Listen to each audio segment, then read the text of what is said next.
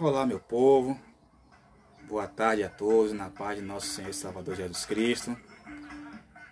E desde já um Feliz Natal a vocês aí que nos assistem, né? Que Deus abençoe a cada um de vocês, que esse ano que se aproxima aí nos traga a esperança de dias melhores. Tranquilos, meus caros? Bem, hoje, dia 25 de dezembro de 2021, né? Estamos aqui em pleno sábado, aqui na zona rural, como vocês já sabem, estamos aqui num ambiente bem pitoresco, né? E que, como vocês já sabem, deixa eu mostrar aqui, para vocês o ambiente em que nós nos encontramos. Olha só, zona rural, estão vendo aí, meu povo? Olha que beleza, ó. Estamos aqui no município de Ribeira do Pombal, tá? No estado da Bahia, né? E hoje, meus caros, é dia de quê?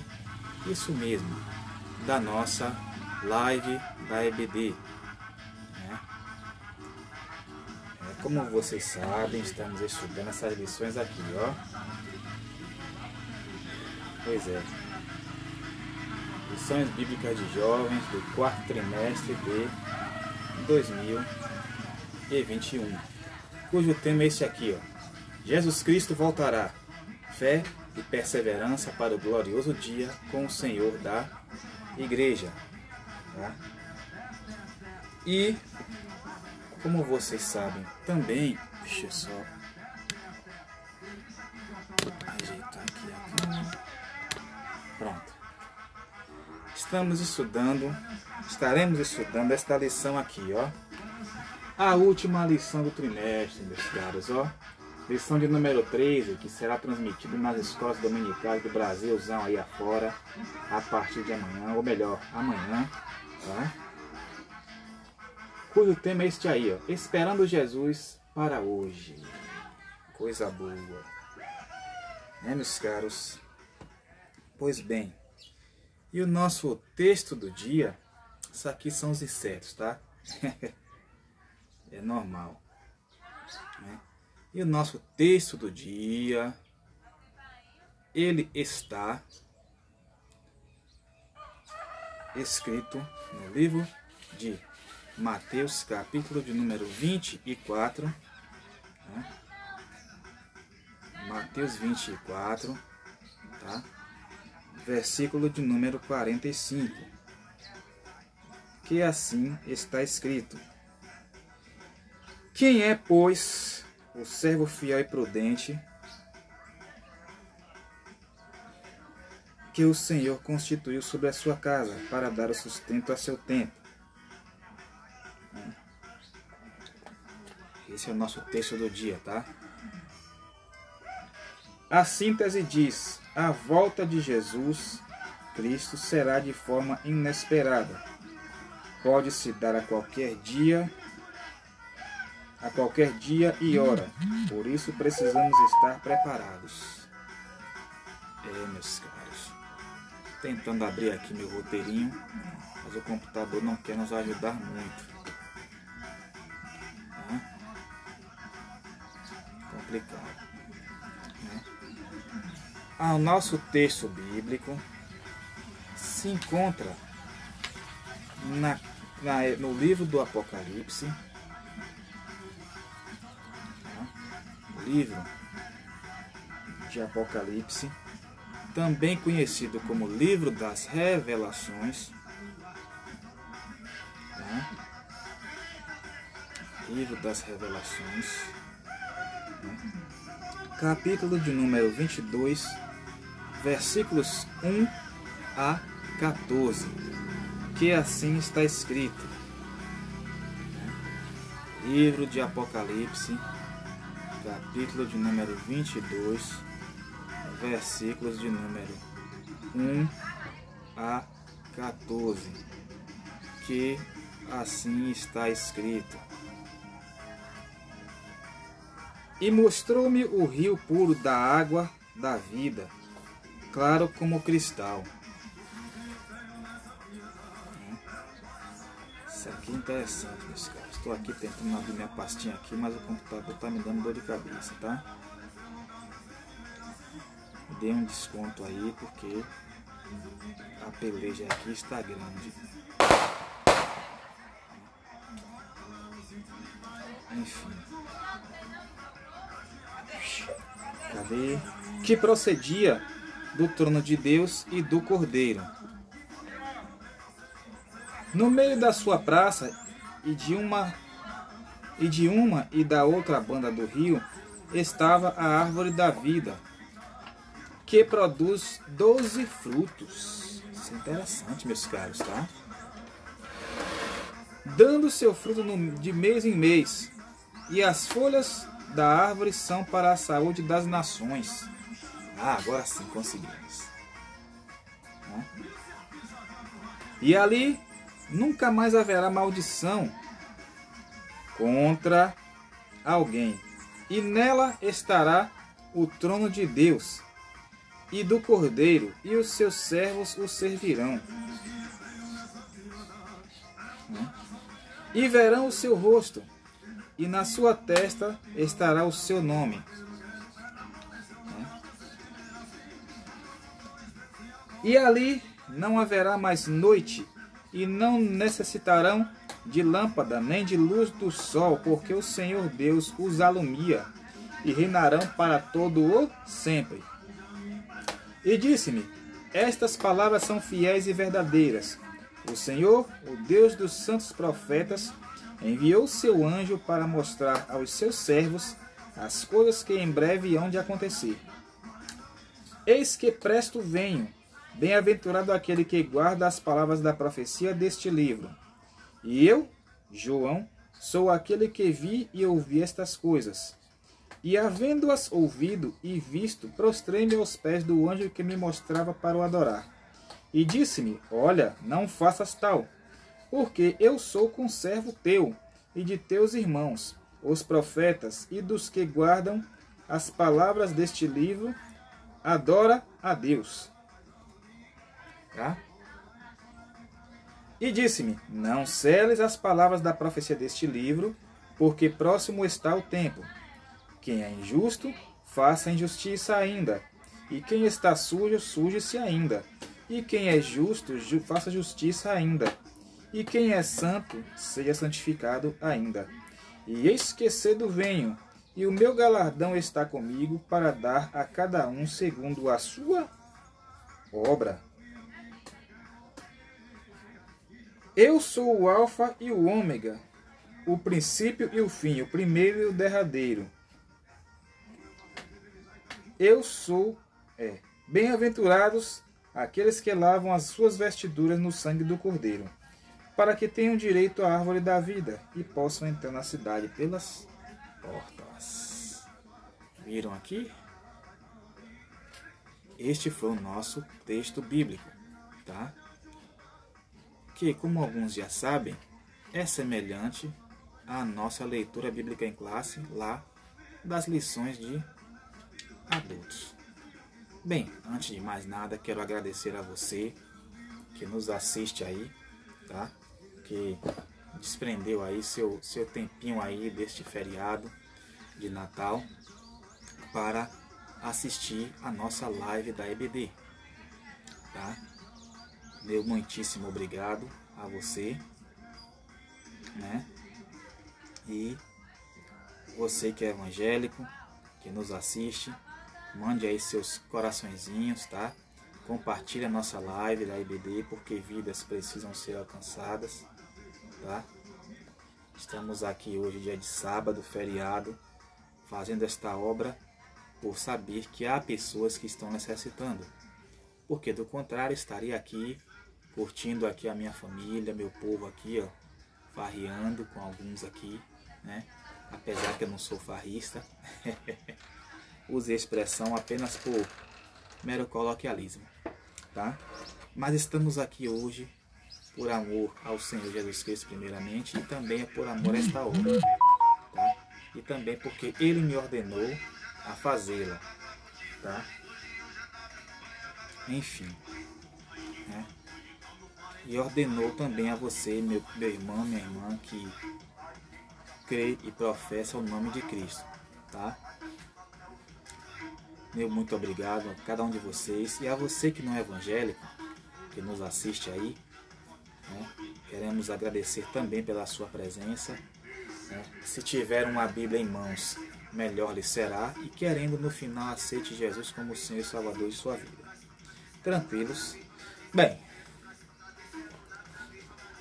antes de entrarmos no tema,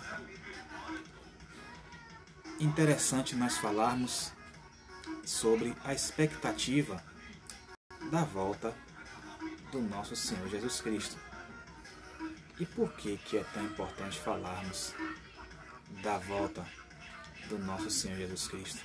Da expectativa da vinda do Senhor? Sim, porque, meus caros, desde a era apostólica, os discípulos em geral e também os apóstolos, o tempo todo estavam sendo ensinados pelo Senhor Jesus e também alertados. Constantemente o Senhor Jesus os alertava sobre a iminência, sobre a expectativa da sua volta.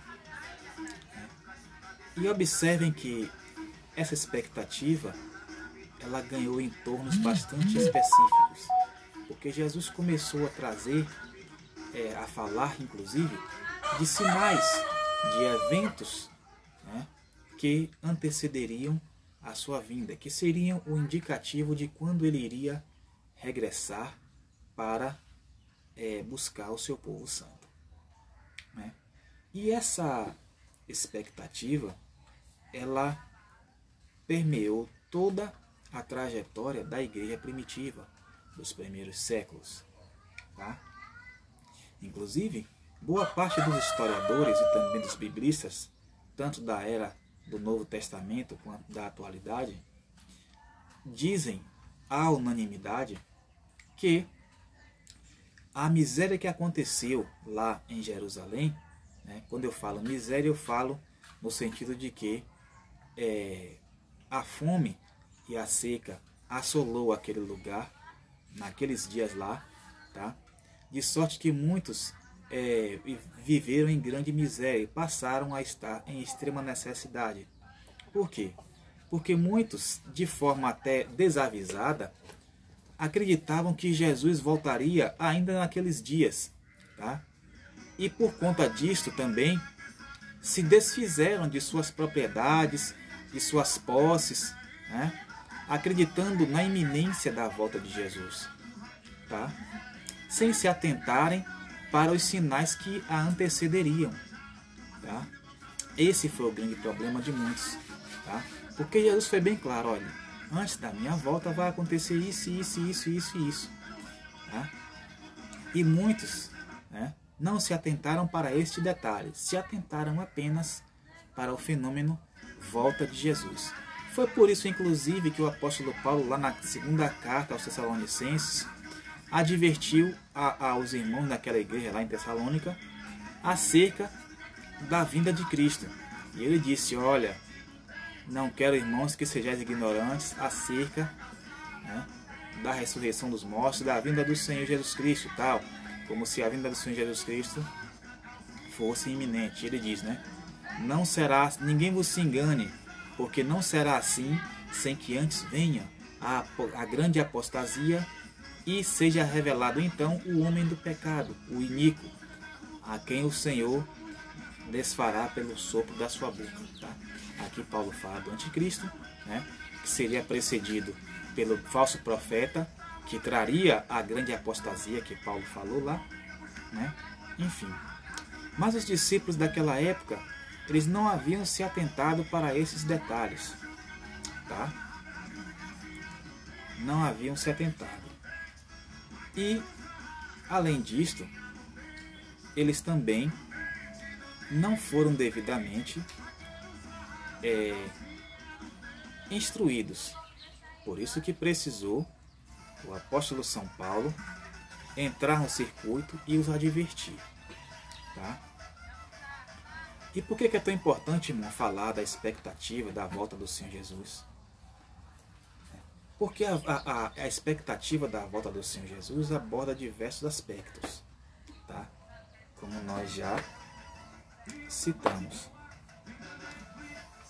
Mas importa mesmo advertir e até esclarecer que a volta do Senhor Jesus é uma realidade fática, tá?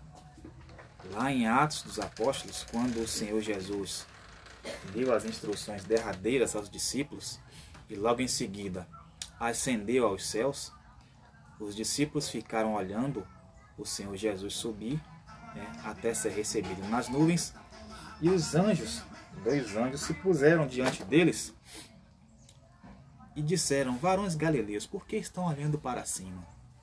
Este mesmo Jesus que foi recebido nos céus há de voltar um dia, assim como para o céu os vistes ir. Tá? Então o anjo aqui, né, traz a confirmação de algo que Jesus havia falado lá atrás. Tá? Na verdade, Jesus havia feito uma promessa, que é sobre o que nós vamos falar agora, nosso primeiro tópico, tá? A promessa. E que promessa é esta? A promessa de que um dia ele viria buscar os seus escolhidos.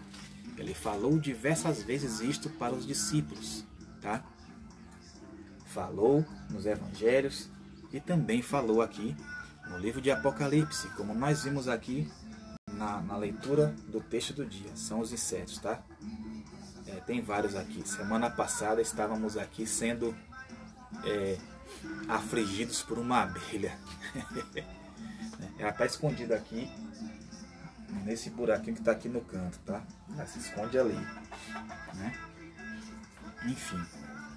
Então, meus caros, importa dizer que esta promessa gloriosa, ela é real, tá? É tão real que o Senhor Jesus deixou claro que esta promessa envolve principalmente um lugar preparado, tá? Já falamos isso aqui em outra ocasião e agora estamos retomando, tá? Como já dissemos no início, nós estudamos 12 lições, né, sobre eventos escatológicos, tá? Passamos por cada um desses temas que está aqui, né?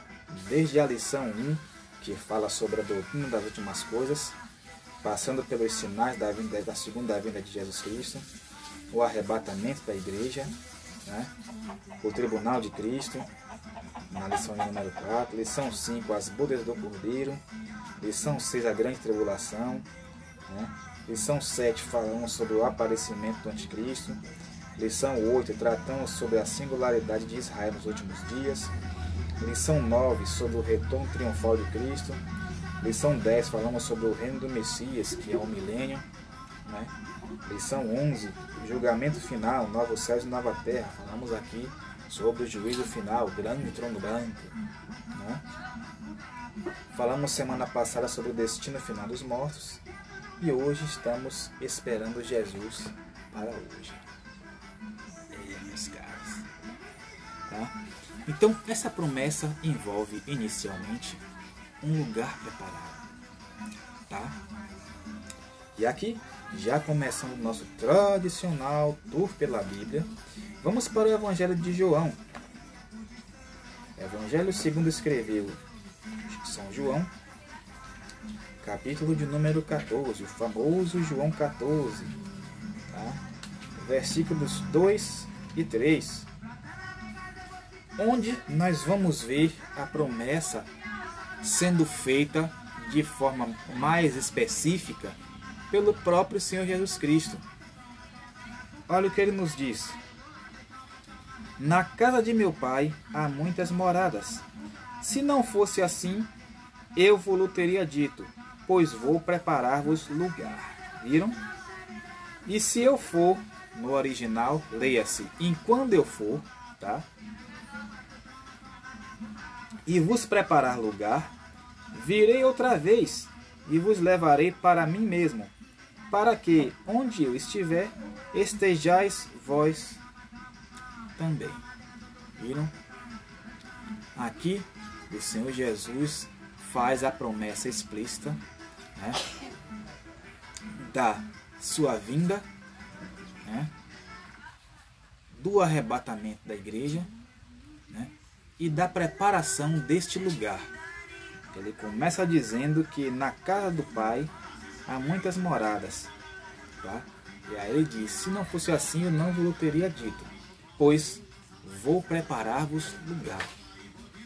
Isto é, o Senhor Jesus, né, está preparando, né, os lugares para os salvos. Ah, irmão, mas será que ele não já preparou este lugar?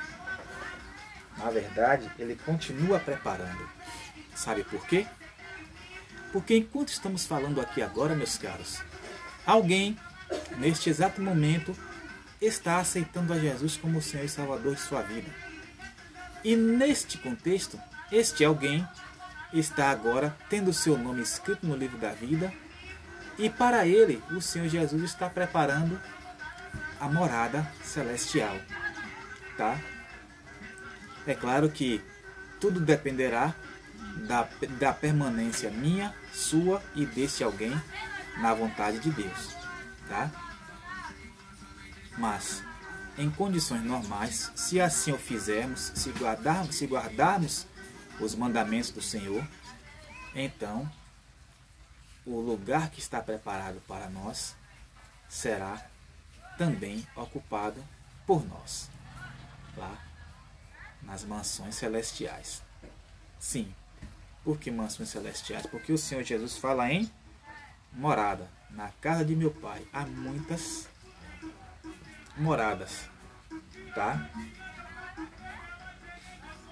Então, meus caros, é uma promessa divina, promessa feita, não foi feita pelo homem, foi feita pelo próprio Senhor Jesus Cristo, tá? Pois bem, e a partir daqui nós vemos a próxima etapa. Qual é a próxima etapa, irmão? O regresso do Cordeiro. Aqui mesmo nós vemos no versículo 3, né? Quando eu for e eu vos preparar lugar, virei outra vez. Viram? Virei outra vez. Isto é o regresso. Regressar é tornar a voltar, tá? O regresso do Cordeiro. Isso também está em Mateus capítulo 24, versículo de número 30. Já achamos aqui. E nós vamos ler aqui para vocês. Que assim nos diz: então aparecerá no céu o sinal do Filho do Homem, e todas as tribos da terra se lamentarão, e verão o Filho do Homem vindo sobre as nuvens do céu com poder e grande glória. Já estudamos aqui sobre, né, a segunda fase da segunda vinda do Senhor Jesus, há poucas semanas. Estudamos na lição de número 9, quando falamos sobre o retorno triunfal de Cristo, tá? Aqui vai ser o momento, como nós já vimos, em que o Senhor Jesus virá para cumprir a profecia lá de Jeremias, que o apóstolo Paulo retoma em Romanos 11, 25 e 26, quando ele diz que de Sião virá o libertador e desviará de Jacó as suas impiedades. Aqui, apontando para o livramento que o Senhor daria a Israel lá no contexto da guerra do Armagedon. Nós já vimos isso aqui, só estamos repassando, dando só uma pincelada, tá? Assunto dado, assunto estudado. Tranquilo, meus caros, o lema aqui é esse, tá? Então, se você quiser rever esta aula, tá? Está no nosso feed aí, né? Você assiste lá, né? Depois que terminarmos aqui, tá? Porque a de hoje é prioridade, tá? Então, depois que assistirmos aqui, que nós terminarmos aqui, aí você assiste, né? Vai lá no nosso feed e revê esta aula, tá? Pois bem, e também nós vamos ver isso na primeira carta aos Tessalonicenses, tá? Primeira carta do apóstolo Paulo aos Tessalonicenses, capítulo de número 5, versículos 4 e 5, onde o apóstolo nos diz assim: Mas vós, irmãos, já não estáis em trevas para que aquele dia vos surpreenda como um ladrão, porque todos vós sois filhos da luz e filhos do dia. Nós não somos da noite nem das trevas. Tá? E o 6, só para fechar, que diz assim: Não durmamos, pois, como os demais, mas vigiemos e sejamos sóbrios. Tranquilos, meus caros? Então aqui, o apóstolo São Paulo faz menção à ideia de que a volta do Senhor Jesus ocorrerá, né, como um ladrão na noite, tá? Já já a gente retoma sobre isso, tá? Tá bom. Então, o próximo ponto a sermos analisarmos aqui agora é que essa promessa gloriosa que o Senhor Jesus nos fez, além de contar com o regresso do Cordeiro, além de contar com um lugar preparado, também nos traz uma promessa gloriosa, que é a promessa de recompensa, tá? Então, a promessa, ela tem essa tríplice característica, tá? De nos mostrar que, além do regresso do Cordeiro e do lugar preparado, ela também marcará a recompensa para os salvos, tá? Lucas capítulo 21, Evangelho de Lucas capítulo 21, tá? Nós vamos ver novamente aqui o Senhor Jesus falando para nós o seguinte: Lucas 21, versículo 25, a parte B do versículo, onde Jesus nos diz assim, 21, 25, deixa eu ver, não é 21, 25 não, eu acho que, não é Lucas 21, 25 não, houve uma anotação errada aqui, tá? Mas basicamente, o que nós queremos mostrar é que há uma recompensa. Deixa eu ver se eu acho a passagem certa. Ah, tá em Lucas 12. Lucas capítulo 12, versículo de número... Cadê?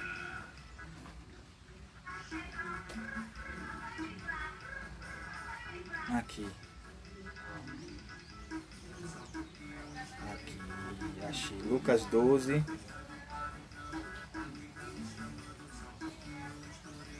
Aqui, é isso mesmo, capítulo 12. Tá? Isso mesmo. Lucas 12, versículos 43 e 44.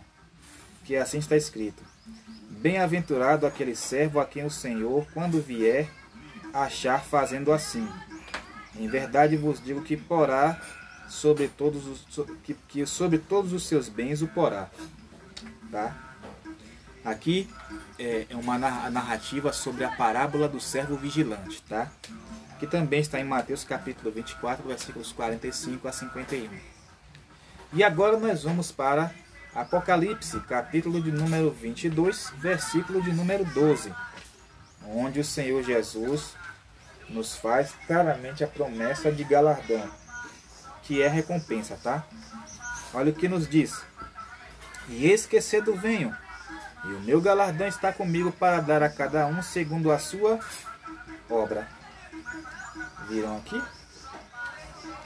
Então, galardão é recompensa, tá? Inclusive, nós estudamos isso aqui de forma exaustiva quando tratamos lá do Tribunal de Cristo.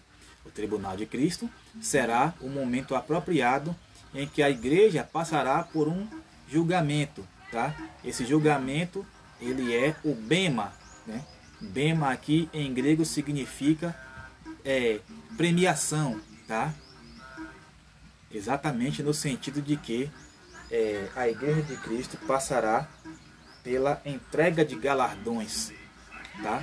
Onde o Senhor Jesus vai premiar aqueles irmãos e irmãs que fizeram o bem ou o mal, né? No contexto do serviço da obra de Deus, que não envolve necessariamente cargos eclesiásticos ou funções eclesiásticas, tá? Envolve a atividade em geral, tá? Aqui não é um julgamento para a salvação, tá? Porque os crentes, no contexto do tribunal de Cristo, já estarão salvos. Isso nós vimos lá quando estudamos, tá? Então não vou aqui retomar a aula, porque já é assunto dado e assunto estudado. Se você quiser ver ou rever esta live, tá aí no nosso feed, tá? Depois que nós transmitirmos, vai lá e assiste. Tranquilos? Então, agora que nós sabemos já os aspectos, o tríplice aspecto que envolve a promessa gloriosa do Senhor Jesus, né? Que essa promessa envolve um lugar preparado, o regresso do Cordeiro e também a recompensa.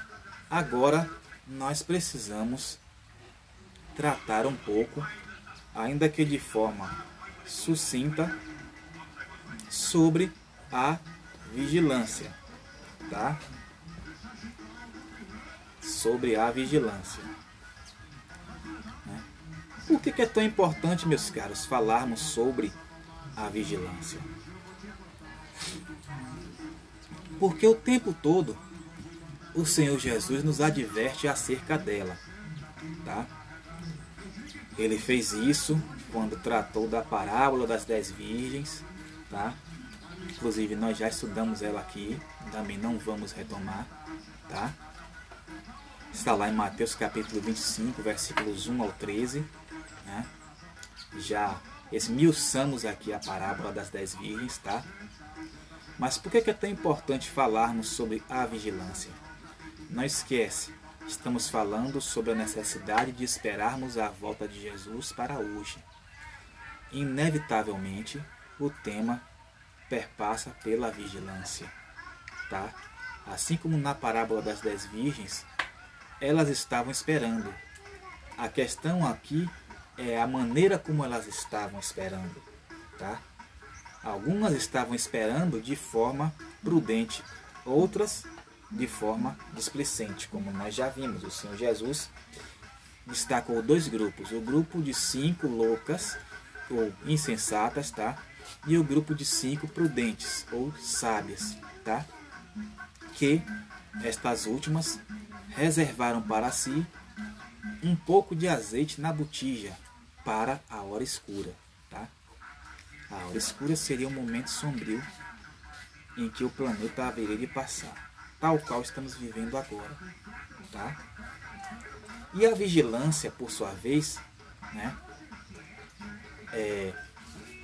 ela traz algumas expressões em grego. Primeiramente, gregoreo, que significa o verbo vigiar no infinitivo, tá? E gregoreites, que aparece lá em Mateus 26, 41 e também em Marcos 13, 37, quando o Senhor Jesus diz vigiai, tá? E ambas as expressões trazem para nós a ideia de prontidão, a necessidade de prontidão, tá? E nós vamos ver aqui isto, primeiramente em Mateus capítulo 24, versículo de número 44, onde o Senhor Jesus nos adverte da seguinte maneira. 24, 44. Por isso, estai vós apercebidos também, porque o Filho do Homem há de vir à hora em que não penseis. Viram? Estais apercebidos. Em outras palavras, vigiai. Estejam em alerta, de prontidão. Aquela ideia do sentinela que está lá na sua guarida, de prontidão, né? Fazendo a segurança do local ali, naquele perímetro. Tá? Na atualidade, por exemplo, alguns deles contam com mecanismos de tecnologia, câmeras de vigilância e até drones para poder cobrir aquelas áreas chamadas de pontos cegos, nas quais ele não consegue ter o vislumbre da situação, né? Mas através do auxílio de drones, né, ele consegue ver através dos olhos do drone, né, das câmeras 360 graus do drone, né, ele consegue ver os perigos que estão ocultos aos seus olhos, os olhos nus, tá? E ele consegue vislumbrar ali através de um monitor com mapas do local e tal. Ele consegue visualizar tudo isto, tá? Tecnologia, né? Mas sempre tendo a base elementar, que é a prontidão, tá? E é o que nós vemos aqui na passagem. Estais vós apercebido. Está percebido, está de prontidão, está atento, alerta para os perigos que nos cercam, tá? Também nós vamos ver isso em Lucas 12:37, onde o Senhor Jesus nos diz o seguinte: bem-aventurados aqueles servos, os quais, quando o Senhor vier achar vigiando, em verdade vos digo que se cingirá e os fará assentar à mesa, e, chegando-se, os servirá.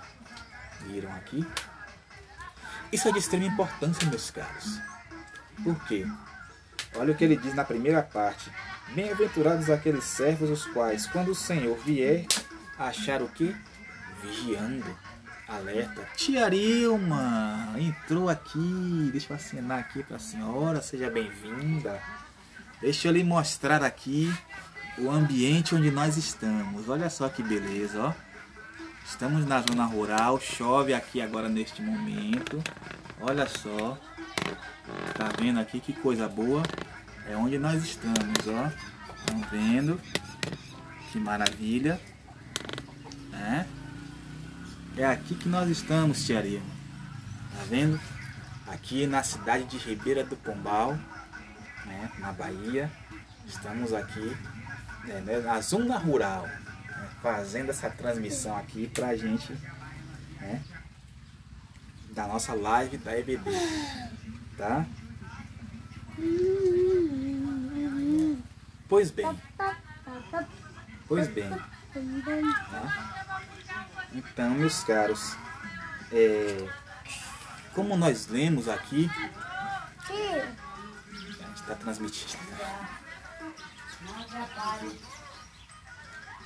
Foi minha sobrinha, meu povo, que chegou aqui e me chamou, tá? Enfim. Então, meus caros, o que acontece? Aqui nós vemos o Senhor Jesus falando claramente sobre a necessidade de estarmos de prontidão, de estarmos vigilantes, de estarmos em alerta. Nós vamos ver isso também aqui mesmo em Lucas, agora no capítulo 21, versículos 34 ao 36, onde o Senhor Jesus nos adverte da seguinte forma. 34 a 36 do capítulo 21 de Lucas. E olhai por vós, para que não aconteça que o vosso coração se carregue de glutonarias, de embriaguez e de cuidados da vida, e venha sobre vós de improviso aquele dia. Tá? Pois bem. Porque virá como um laço sobre todos os que habitam na face da terra, de toda a terra. Vigiai, pois, em todo o tempo, orando para que sejais havidos por dignos de evitar todas essas coisas que hão de acontecer e de estar em pé diante do Filho do Homem. Viram?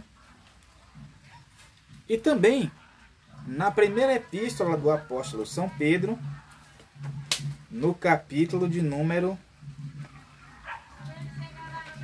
4, versículo 7, onde o apóstolo nos diz assim: Amados, não, estamos em João, tá? A gente avançou um pouquinho aqui. Achei que estava em Pedro, mas estamos em João. Primeira epístola de Pedro, tá? Capítulo 4, versículo 7. É que eu fui para longe aqui. Acabei passando demais. Agora sim, primeira epístola de Pedro, capítulo 4, versículo 7. E já está próximo o fim de todas as coisas. Portanto, sede sóbrios e vigiai em oração. Viram? Então, meus caros, além disto, é importante nós termos em mente que a vigilância é algo bastante importante para nós, tá? Mas não é só isso, tá? A vigilância, além da necessidade de prontidão, ela também nos mostra a necessidade de preservação dos tesouros, isto é, dos tesouros espirituais que nós temos, tá? Já tratamos isso aqui em outra ocasião, porém de uma forma um tanto quanto sucinta, e nós vamos retomar isso aqui, tá? Está no livro de Apocalipse, capítulo de número 3, versículo 11, tá? Onde o Senhor Jesus adverte a igreja em Filadélfia da seguinte forma: eis que venho sem demora, guarda o que tens para que ninguém tome a tua coroa, tá? A coroa aqui, meus caros, é a nossa salvação, é a vida eterna. E há alguém interessado muitíssimo em tirá-la de nós, tá? É o diabo, tá? Que é também ladrão em termos espirituais, tá? Muito embora a passagem de João 10, versículos 9 e 10 se refira ao mercenário, né? Que não é pastor, mas que é mercenário, que entrega as ovelhas ao lobo, a passagem, quando fala do ladrão, pode também ser aplicada ao diabo. Por quê? Porque nós bem sabemos que ele é especialista em matar. Ele fez isso lá no Éden, tá? Matou o primeiro casal espiritualmente, né? Roubou deles a imortalidade e a vida e a salvação, a vida eterna, tá? Isso nós vemos o próprio Senhor Jesus falando também no Evangelho de João, quando ele diz aos judeus que estavam o censurando, ele diz: olha, vocês têm por pai ao diabo, que é pai da mentira, tá? E é mentiroso e é pai da mentira. E o Senhor Jesus diz: e vocês querem satisfazer os desejos dele, pois ele foi homicida. Olha aí Jesus falando. Jesus chamou o diabo de homicida. Por que Jesus usa essa expressão? Porque o Senhor Jesus estava falando exatamente daquele episódio lá no Éden, tá? Quando o diabo matou espiritualmente o primeiro casal, isto é, baniu-os da presença do Criador, tá? Eles foram expulsos do Éden, tá? E outra coisa que o diabo roubou do primeiro casal, tá? Roubou o direito de estarem no paraíso, né? E destruiu a comunhão, rompeu o elo que eles tinham com o Criador. Viram? Então, meus caros, quando o Senhor Jesus fala aqui: eis que venho sem demora, guarda o que tens para que ninguém tome a tua coroa, ele está falando exatamente da salvação. E uma perguntinha: onde se põe a coroa? Na cabeça. Por que na cabeça? Porque dá a ideia de convicção, tá? A certeza da vida eterna, a certeza de salvação, que é isso que o diabo quer tirar de mim e de você, tá? Não é por outra razão, inclusive, que o apóstolo São Paulo usou a expressão capacete da salvação quando se referiu à armadura de Deus lá em Efésios 6, tá? Versículos 10 a seguir, tá? Isso está lá, né? Ele diz capacete da salvação. Capacete e coroa têm um ponto em comum: são utilizados na cabeça. Viram? Ambos têm a finalidade de proteger e de também deixar claro o esplendor que é ser salvo, tá? A glória maravilhosa e eternal que o Senhor nos deu. tá? E que o apóstolo São Paulo vai falar lá na segunda carta aos Coríntios, capítulo 4, versículo 17, tá? Também nós vamos ver aqui em Apocalipse, no seu capítulo de número 16, tá? E o versículo de número 15, onde o Senhor Jesus nos diz o seguinte. Querem ver?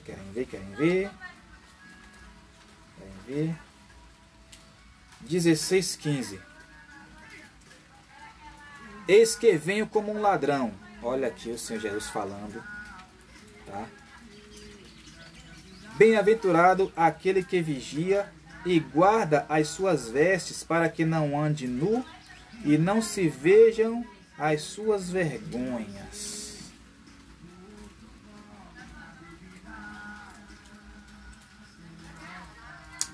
Vamos lá. Aqui nós temos duas coisas importantes: vestes e vergonhas, tá? As vestes aqui representam a nossa identidade espiritual, a nossa vida espiritual com o Senhor, tá? A nossa consciência cristã, né? A nossa vida com Deus, a nossa comunhão, tá? Então, nós precisamos, acima de tudo, guardarmos essas vestes espirituais, nos cobrir com ela. Por quê? Para que não venhamos a sermos despidos e ficarmos nus e sermos expostos às nossas vergonhas. Termos expostas às nossas vergonhas. Que vergonhas são estas? A natureza pecaminosa do velho homem, da velha criatura, tá? Paulo chama lá de as obras da carne, que ele fala glutonarias, feitiçarias, inimizades, porfias, adultérios, prostituições, tá? Idolatrias e coisas semelhantes a estas, ele acrescenta, né? Das quais ele diz que ninguém herdará o reino dos céus se as praticarem, tá? Então, meus caros, é disto que o trecho que o Senhor Jesus aqui escreve para João, fala para João escrever, melhor dizendo, está a tratar, tá? Ele diz que bem-aventurado é, isto é, feliz é aquele que guarda as suas vestiduras, que mantém incólume, isto é, mantém pura a sua consciência cristã, mantém a salvo a sua comunhão com o Criador, o seu elo, tá? Para que, uma vez rompida essa comunhão, não venham ser expostas as nossas pecaminosidades, as nossas vergonhas, tá? Então, meus caros, tenhamos cuidado. E também aqui no capítulo 22, versículo 7, novamente o Senhor Jesus vai falar, né, de um outro tesouro que nós também devemos preservar. Olha o que nos diz, capítulo 22, versículo 7. Eis que presto venho, bem-aventurado aquele que guarda as palavras da profecia neste livro, tá? Que livro é este, irmão? É só o livro do Apocalipse? Não, é a Bíblia inteira, tá? Porque a Bíblia está carregada de profecias, tá? Tanto no Antigo Testamento quanto aqui no Novo Testamento, tá? Sendo que dos livros do Novo Testamento, o mais emblemático aqui em termos de profecia é o Apocalipse. Muito embora vemos também profecias contidas em Coríntios, tá? Sobretudo quando o apóstolo Paulo fala sobre a doutrina da ressurreição, quando ele fala da doutrina do arrebatamento da igreja, quando ele fala sobre a aparição do anticristo. São eventos proféticos e futuros que também foram vislumbrados por João, tá? O que estamos querendo dizer é que a profecia aqui deste livro está falando da Bíblia por inteiro, não somente de parte dela, tá? Então, meus caros, isto é providencial, porque quando nós vemos o Senhor Jesus lá em João 14, 23, ele vai dizer: se alguém me ama, guardará as minhas palavras e meu Pai o amará, e viremos para ele e faremos nele morada. Mas qual é a condição? guardar as palavras de Jesus. E o Senhor Jesus também diz o seguinte, né, lá no capítulo 7 de Mateus, versículos 24 a 27, quando ele fala sobre os 2 alicerces, ele diz o seguinte, que aquele homem que ouve as suas palavras e as pratica, será comparado ao homem que edificou a sua casa sobre a rocha, em que veio os ventos, vieram as tempestades e fortes chuvas, e investiram contra aquela casa, mas ela não caiu porque estava firmada sobre a rocha. E ele fala também, semelhantemente o homem que ouve as minhas palavras e não as pratica, assemelhá-lo-ei àquele que construiu a sua casa sobre a areia, em que veio os ventos e as tempestades e as fortes chuvas e investiram contra aquela casa, mas ela foi destruída porque não tinha firmeza, tá? Então, meus caros, é importante nós esclarecermos isto. E aqui, no capítulo 22, versículo 7 de Apocalipse, o Senhor Jesus está deixando claro que a palavra também é um tesouro a ser preservado. Sim, por quê? Porque quando falou na parábola do semeador que lançou as sementes em terras férteis, né, em que outras em pedregais, outras entre os espinhos e tal, e outras em solo, né, comum, né, tem uma passagem que o Senhor Jesus diz, aquela que foi lançada no chão, no solo, e vieram as aves de rapina e roubaram as sementes, simboliza aquele crente que recebe a palavra de Deus, recebe o evangelho com alegria, mas vem o inimigo e arrebata e rouba dele a palavra. Jesus usa essa expressão, roubar a palavra, tá? E aqui, meus caros, por isso que a palavra também é um tesouro a ser preservado em nós, porque há um ladrão, há um inimigo, tá? Há um salteador, um assaltante na linguagem de hoje, tá? Que está de olho em nossos tesouros espirituais, tá? O primeiro deles é a salvação. O segundo é a comunhão com Deus, que são as nossas vestes, tá? A vida de intimidade com Deus. E o terceiro é a palavra, tá? A palavra de Deus, tá? Rodrigo Protegido, seja bem-vindo, meu caro. Então, meus caros, vamos guardar os nossos tesouros, tá? Falaremos agora também sobre a iminência da vinda do Senhor Jesus Cristo, tá? Já vimos aqui em diversas passagens que a volta do Senhor Jesus está próxima, tá? Nós vimos aqui em algumas passagens ele dizer, eis que cedo venho. Aqui em Apocalipse 16:15, ele começa dizendo, eis que venho como um ladrão, tá? Em Tessalonicenses, Paulo fala que o Senhor Jesus virá como um ladrão na noite, tá? Já já a gente vai ver essa referência, tá? E essa iminência da volta do Senhor Jesus, ela traz alguns despertamentos para nós, tá? O primeiro despertamento aqui é em relação à redenção, que está em Lucas capítulo 21, versículo de número 28, que o Senhor Jesus vai nos advertir da seguinte forma, tá? Em Lucas 21, versículo 28, olha o que ele nos diz, já achamos aqui. Ora, quando estas coisas começarem a acontecer, olhai para cima e levantai a vossa cabeça, porque a vossa redenção está próxima. Viram aqui? Então, a vinda de Jesus importa primeiramente um despertamento para a nossa redenção, tá?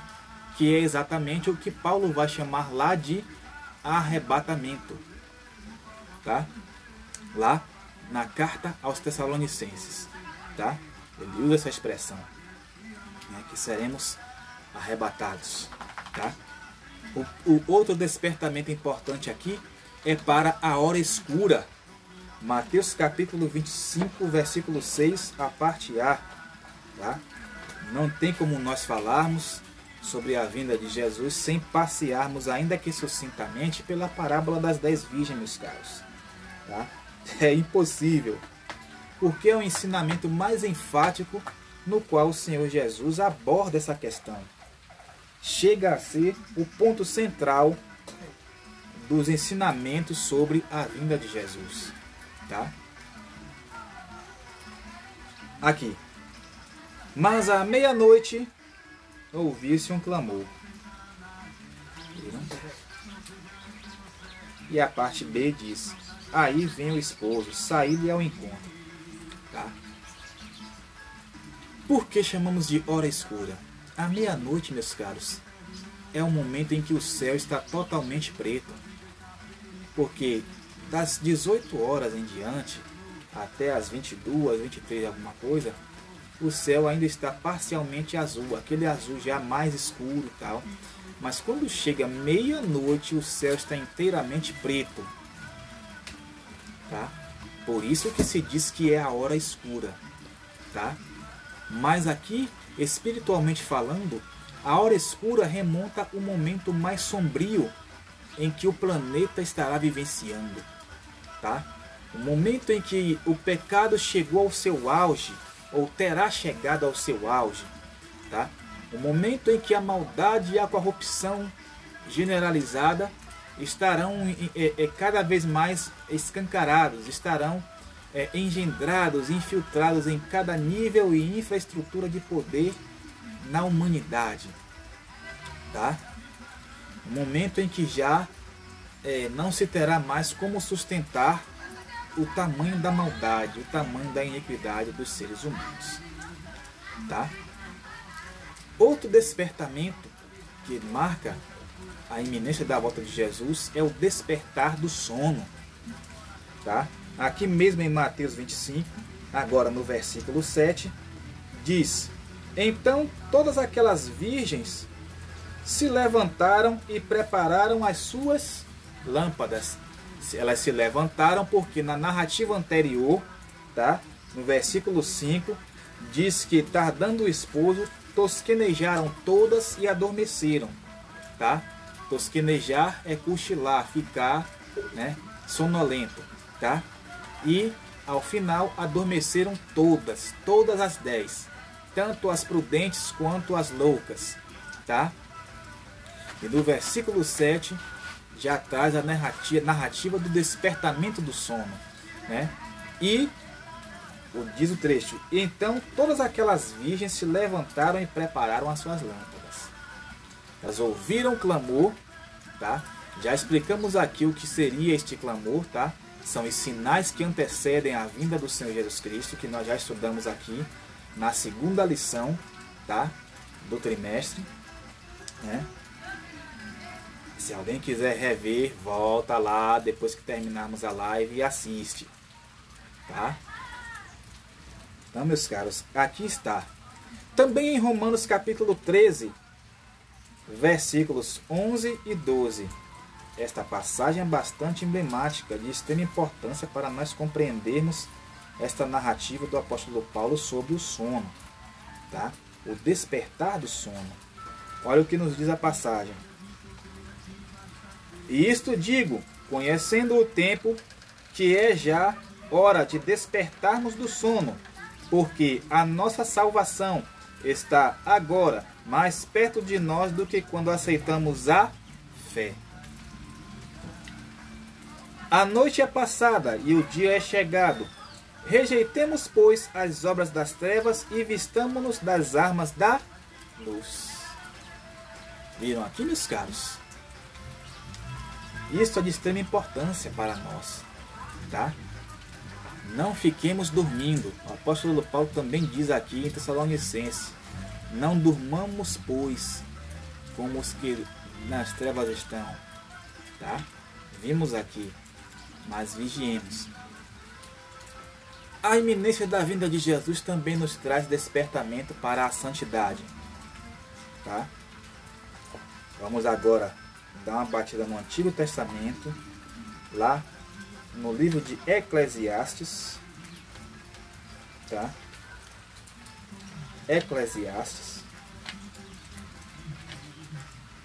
Livro de Eclesiastes, também conhecido como livro do pregador.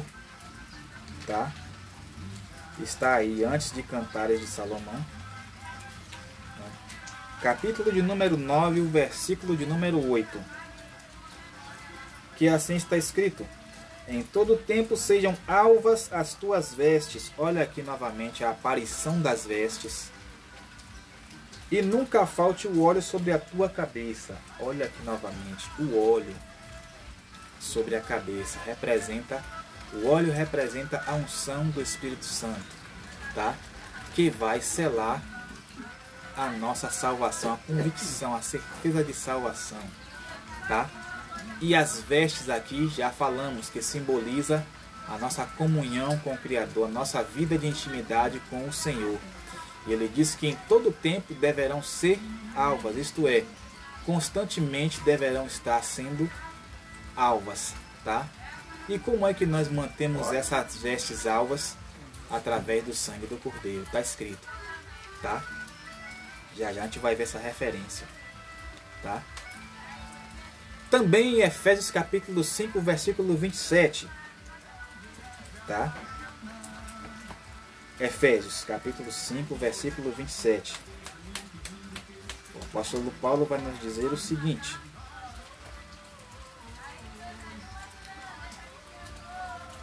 27. Mas vamos ler, do 25 para ficar claro. Vós, marido, amai vossa mulher, como também Cristo amou a igreja, assim mesmo se entregou por ela, para a santificar, purificando-a com a água, com a lavagem da água limpa pela palavra. Aí vem o 27.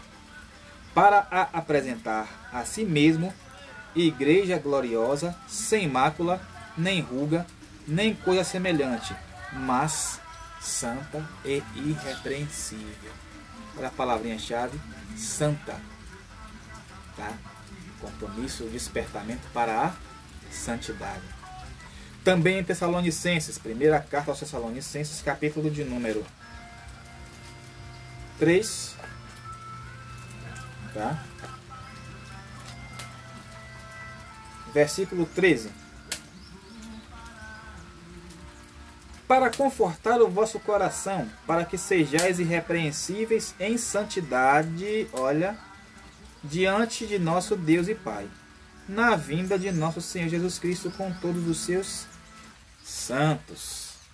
Também em 5:23, aqui mesmo em Tessalonicenses, tá? Ele diz: e o mesmo Deus de paz vos santifique em tudo, e todo o vosso espírito, e alma, e corpo, sejam plenamente conservados, irrepreensíveis para a, olha que beleza, vinda de nosso Senhor Jesus Cristo. Viram? Também Hebreus capítulo de número 12, versículo 14, o famoso Hebreus 12, 14, onde o escritor vai nos dizer o seguinte: segui a paz com todos e a santificação, sem a qual ninguém verá o Senhor.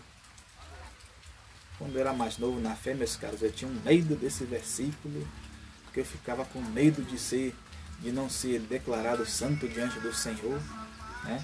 Não é pelo nosso próprio mérito, tá? Quem nos santifica é o Senhor. Em outra live que nós fizemos, né, sobre as lições de adultos, no início do trimestre passado, no início desse ano, melhor dizendo, tá? Nós falamos sobre os agentes santificadores, não aqui no Insta, mas lá no Facebook, tá? E lá mostramos quem são esses agentes, tá? Enfim. Também nós vamos agora vamos para Apocalipse, capítulo de número 22, versículo 7. Já vemos aqui, tá? Eis que presto venho, bem-aventurado aquele que guarda as palavras da profecia deste livro. E também, versículo 14, que assim diz: bem-aventurados aqueles que lavam as suas, olha aqui, vestiduras no sangue do Cordeiro. Viram que é o sangue do Cordeiro que purifica as nossas vestes espirituais? Por isso que eu falei que o meio para se manter alvas as nossas vestes diariamente é fazendo isso aqui: bem-aventurados aqueles que lavam as suas vestiduras no sangue do Cordeiro, para que tenham direito à árvore da vida e possam entrar na cidade pelas portas. Viram? Então aqui está o meio pelo qual nós conseguiremos, com a ajuda do Espírito Santo de Deus, manter as nossas vestes alvas. É por meio do sangue do Cordeiro, é Ele quem purifica as nossas vestes. Aí João vai nos dizer assim que se andarmos na luz como Ele na luz está, temos comunhão com os outros. Olha aqui, está vendo as vestes, tá? E o sangue de nosso Senhor Jesus Cristo nos purifica de todo o pecado. Isso está lá na primeira epístola de João, capítulo 1, versículo 7.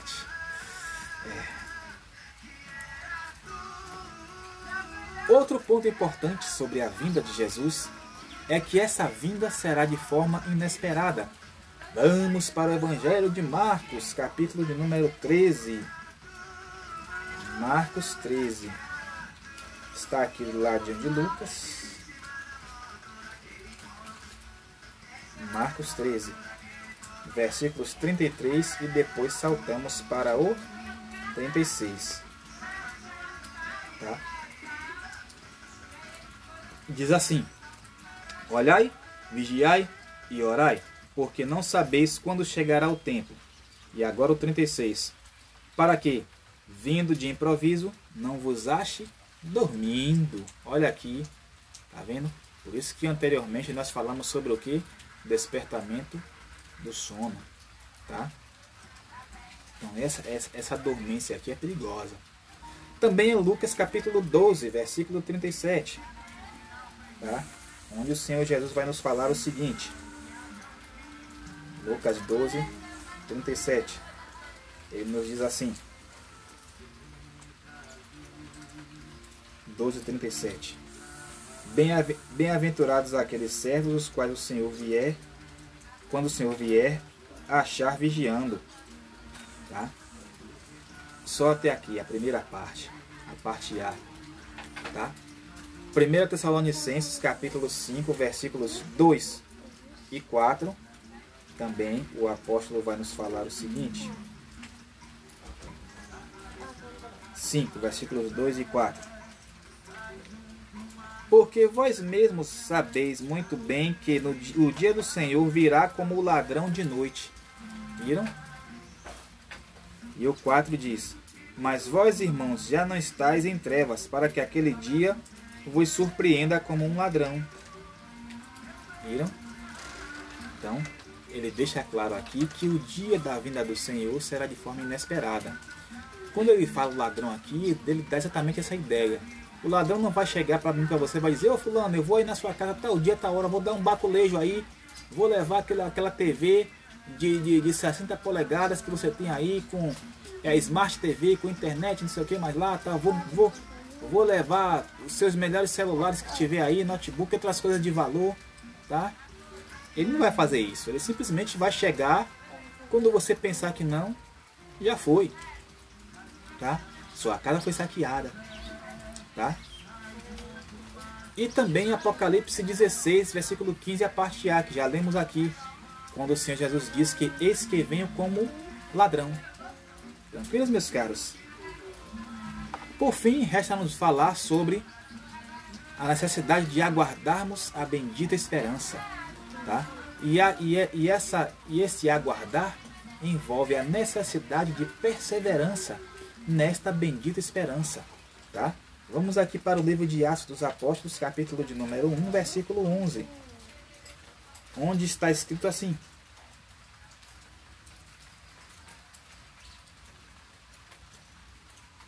os quais disseram: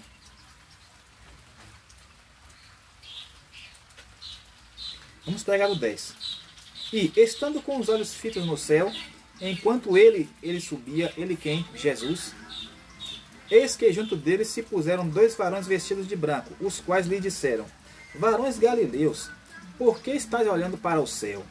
Esse Jesus que dentre vós foi recebido em cima no céu, há de vir, assim como para o céu o vistes ir. Viram? Então aqui os anjos confortaram os discípulos e os exortaram a permanecer perseverantes na bendita esperança, na bendita promessa. Tá? Também em primeira carta de Paulo aos Coríntios, capítulo 1, versículos 7 e 8, ele vai nos dizer assim: 1, versículos 7 e 8. De maneira que nenhum dom vos falta, esperando a manifestação de nosso Senhor Jesus Cristo, o qual vos confirmará também até ao fim, para seres irrepreensíveis no dia de nosso Senhor Jesus Cristo. Viram? Aqui Paulo exorta eles a permanecerem na bendita esperança.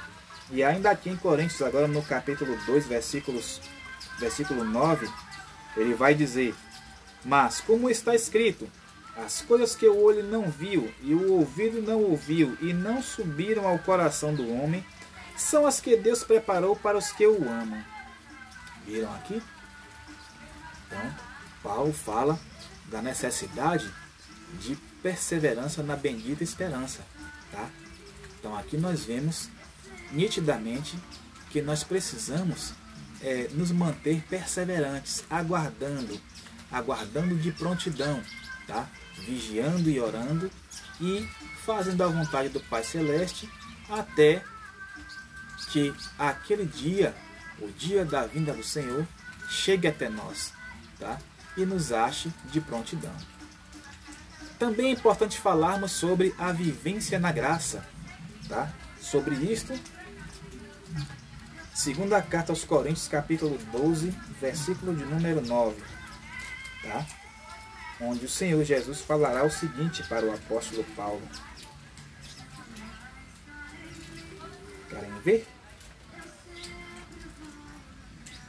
E disse-me: a minha graça te basta, porque o meu poder se aperfeiçoa na fraqueza. Tá? Só até aqui, a parte A, tá? Também em Efésios capítulo 2, versículo 8, o apóstolo vai nos dizer o seguinte. 2:8, famoso Efésios 2:8. Porque pela graça sois salvos por meio da fé, e isso não vem de vós, é dom de Deus. Viram? Então precisamos viver na graça. E também aqui, na segunda epístola do apóstolo São Pedro, tá? Segunda epístola do apóstolo São Pedro, capítulo de número 3 e o versículo de número 18, onde o apóstolo nos adverte da seguinte maneira: antes crescei na graça e no conhecimento de nosso Senhor e Salvador Jesus Cristo. Viram? Só aqui a parte A. Tá? Viram? Então, meus caros, é importante nós também vivermos na graça, que é um dos pressupostos daquele que aguarda a bendita esperança. Tá?